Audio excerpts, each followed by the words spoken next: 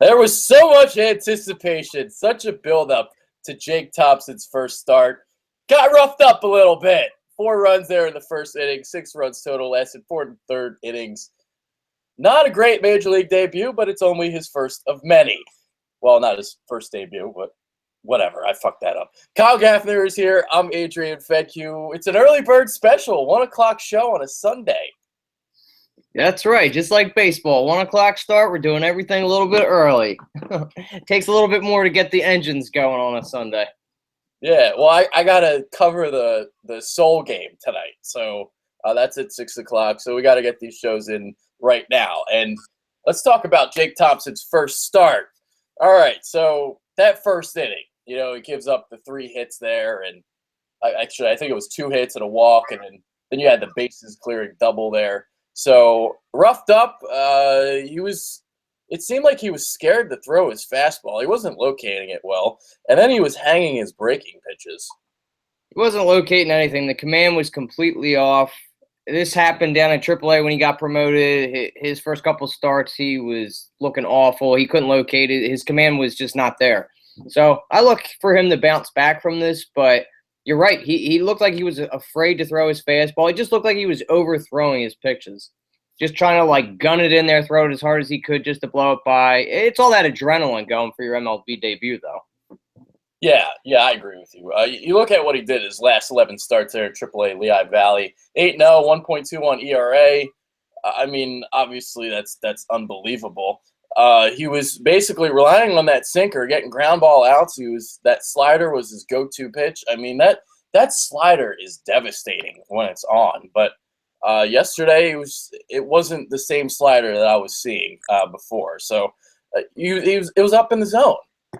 He was hanging them definitely. And they had made a point, too, that the MLB ball is different than the minor league ball, which I didn't realize. So they said it takes a little while to get acclimated to it, the feel for it. Because if you notice, he didn't throw any curves at all, and he's got a really good curveball to go along with those Arsenal pitches. He's a 4-pitch pitcher. Yeah. Normally, I mean, he keeps his sinker down. He gets a lot of ground ball outs, but that fastball was very erratic. I believe the number I saw, he threw 30 pitches in the first inning, and 14 of them were breaking balls. Yeah, a lot of it. It's the 2-seamer wasn't working. He did throw it a couple times, looked like it had a little bit of a cut to it, but it just kept getting away from him. It was all the way up here in the zone. He was throwing a lot very close to the pitchers, too. So, as you saw, he kept going back to the mound, throwing that chalk on there, trying to dry up his hand, calm down. But what I liked, he didn't back down. He just kept going at it. Even after he let up those 4 runs and those couple hits he was getting batted around, he just kept going at him. He kept working fast. So I'd like to see that. And that's the type of pitcher he is. He's not going to let it get in his head he just kept going out there to work. Yeah, in all, he lasted 4 and third innings, 6 runs, 4 of them obviously in the opening frame, like I referenced. 7 hits, 2 walks, only struck out 1. This reminded me a lot of Zach Eflin's debut. He gave up 9 runs, was it, in 2 2/3 innings, whatever it was in June. So, it reminded me very much of that. It's exactly what it was. And same thing with him, adrenaline. He was facing a much better lineup, though. Oh, the Padres are terrible. They're awful. They're just completely awful. But he's not really that much of a strikeout pitcher. He's a guy that's going to get fly balls and ground outs anyway. So command is a big, big part of his game. Yeah.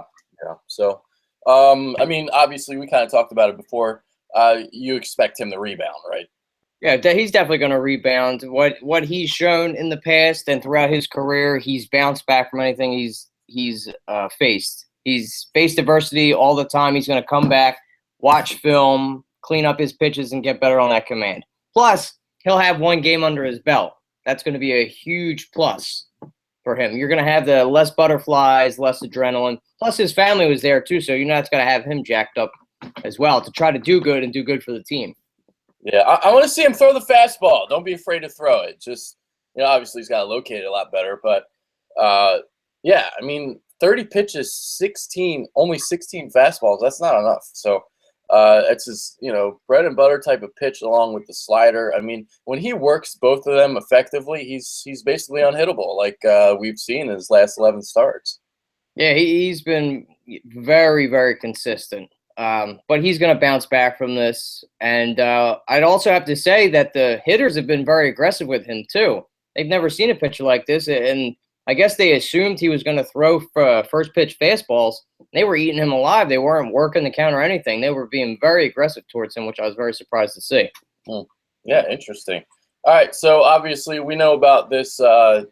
Thompson was the key piece in the Cole Hamels trade. He's now the third player in that deal to reach the majors, joining Alec Asher, Jared Eichhoff. The only two not to make their debuts are Williams and Alfaro. Yeah, Alfaro. And Alfaro should be probably next season making his debut. Williams might be called up in September, I think.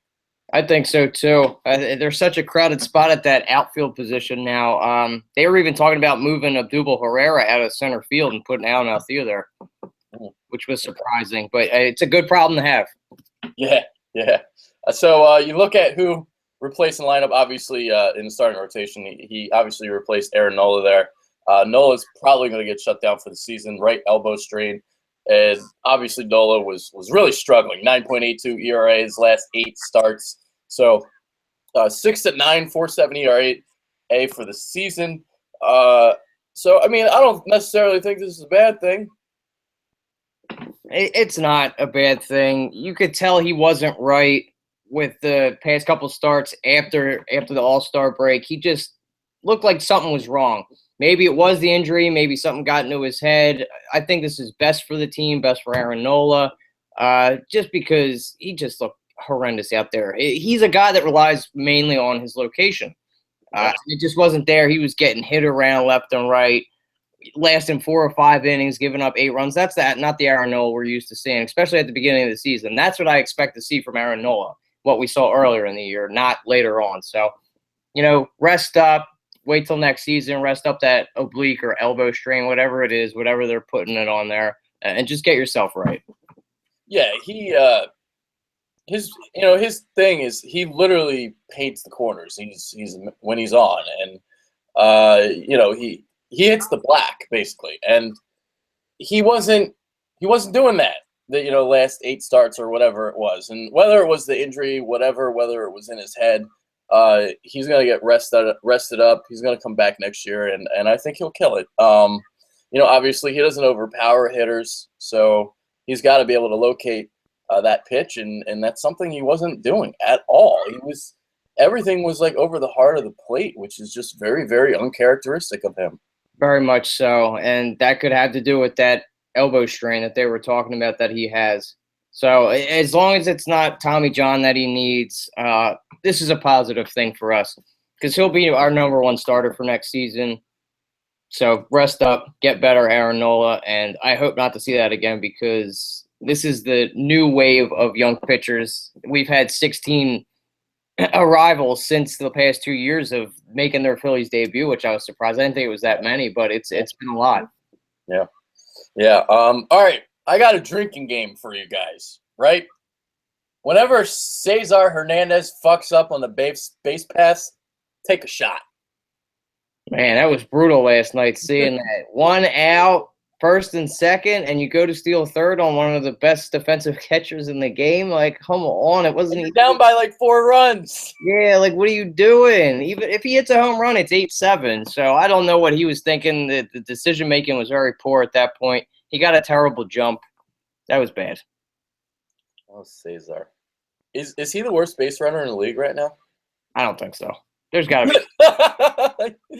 He's pretty bad, though. He was very, very bad. That was awful. And most of the time he runs the base path pretty well when he's coming out of the box. But that was brutal.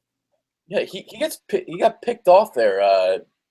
Couple games in a row. Didn't he get picked off like twice? Yeah. 2 or 3 times. Yeah. He's got to start thinking and knowing his opponents a little bit better.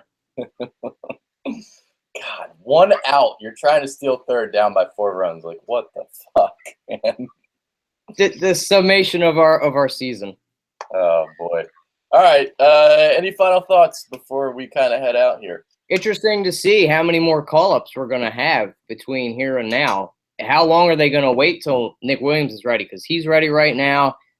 I would even say J.P. Crawford's ready right now. I mean, who's really blocking these guys at the plate? I think it would behoove the Phillies to promote these guys to get more games under their belt, get better acclimated, so we don't have as many jitters for the end of the season or next year. So, yeah, I'm with you there. I mean, shit, it doesn't hurt to get the major league experience, in my opinion. So, might as well bring them up. Your lineup stinks, so it doesn't hurt at all. A little rejuvenation of youth could never hurt. And now all of our big pitching prospects are basically up here now. Mm-hmm. Jake Thompson, Zach Eflin, Aaron Nola. Not much else to wait for. All hitting prospects now. Yeah. All right. With that being said, that's Kyle Gaffner. I'm Adrian Fedke. Man, I don't like this afternoon thing. I'm like fucking. I got up at 12:30. I'm still tired. It's definitely getting some taking used to. I'm definitely more of a night person myself, so I'm trying to knock the cobwebs off too. Oh, I got so much more energy at night, but whatever. All right, we're out. Later. Peace.